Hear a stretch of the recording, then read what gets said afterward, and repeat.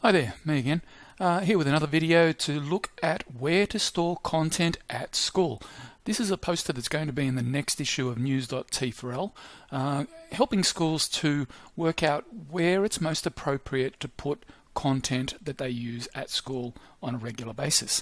So a lot of things go onto the ET4L server, and in a lot of cases a lot of things that don't need to be there are on there. And the situation that we've got in schools is that some servers are being filled up with a lot of really old content, a lot of old documents from 10 years ago even, since the ET4L servers have been there.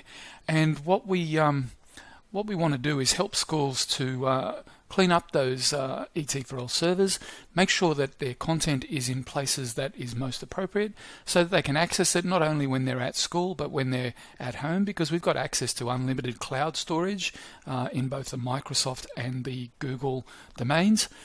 So it's definitely worth utilizing those spaces for some of the content that would otherwise have gone onto the ET4L server and been restricted for only use at school. So this document talks about a whole lot of different content. I'll let you read this. You can pause it if you want to, or wait for it to come out in the next issue of news.t4l. But the one that I want to talk about here today is photo libraries. Photo libraries are something that schools gather constantly. They go off on excursions and they take 500 photos, dump them all onto the ET4L server. They have a swimming carnival. They do the same. They have an athletics carnival. They have end-of-year presentations. They have all sorts of different content that they take photos of or events, and they put them all onto the ET4L server. Sometimes they categorize them into different years, sometimes they put them into folders, or sometimes they just lump every photo that they can into a single folder, and it's just a huge mess. So let's have a look at the options that you might have for putting your photo libraries into a cloud storage. And the one in particular that we're going to look at in this particular video is Google Drive, and in the case of staff, into Google shared drives. Ignore all these emails. I'm a fairly busy person, as you can probably gather, and things will come up and those notifications will appear. That's life. That's my life anyway. So let's jump into Google Drive. So I'm in my school's Google Drive, or actually I'm in my own personal Google Drive, but it's in the Department of Education, as you can see up here. And what I have is my personal drive, but I also have access to shared drives. So let's just jump into a shared drive that I've got here created called Sample Public School. And when you're in there, you would manage members and you would put all of your staff into that.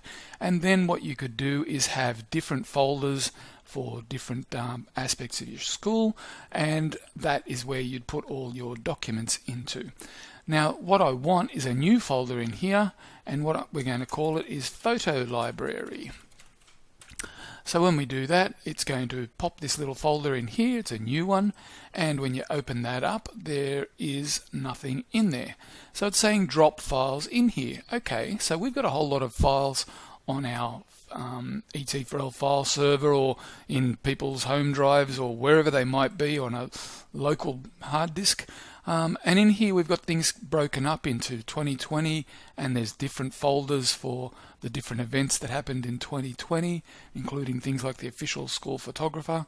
Or if we go into 2021, we've broken that up already, and maybe we've put some stuff in here. Maybe we've just prepared the folders for things that we know are going to happen.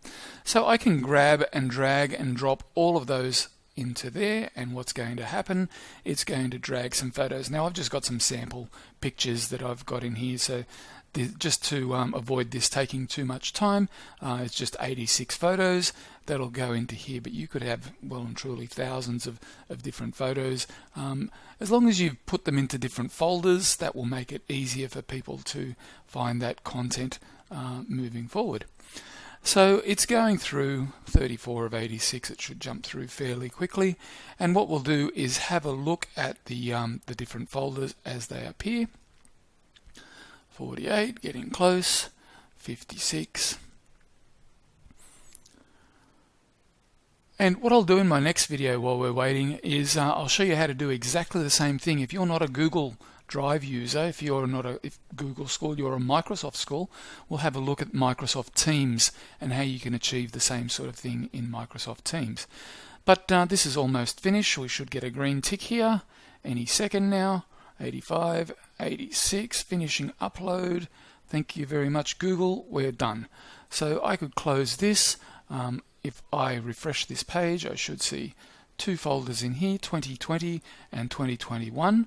If I jump into 2020, I've got a whole lot of different folders, and if I jump into the Canberra excursion, these aren't pictures of the Canberra excursion, they're just sample photos, but you get the idea of what this photo library looks like.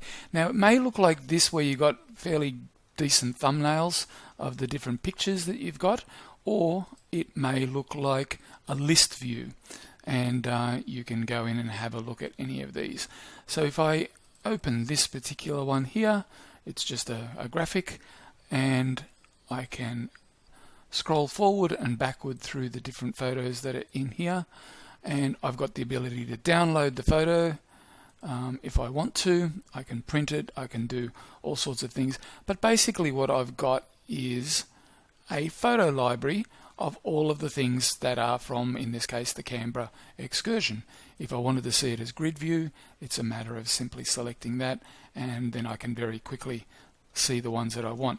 And if I want multiple things, I can click on one picture, hold the control key down and click multiple pictures, and I can then download those if I want to, by simply selecting that option from the menu. So that's in Google Drive. Those photos are all there. If I want to add new photos, I can jump into go back to the photo library, go to 2021, go to a different folder in here, say Swimming Carnival, open that up, and then I could find a photo of something or other, and here is a pig flying, and I could drop that into the Swimming Carnival, and yeah, it's just a matter of dragging and dropping. I can create new folders in here if a new event occurs, and so on. So the photo library in the cloud is really handy, and the great thing is that everybody who's a member of this shared drive will have access to those photos really easily, not only on their computer but on their phone, on any device that they've got access to the Google Drive app. So if it could be an iPad, it could be a Chromebook, all of those sorts of things.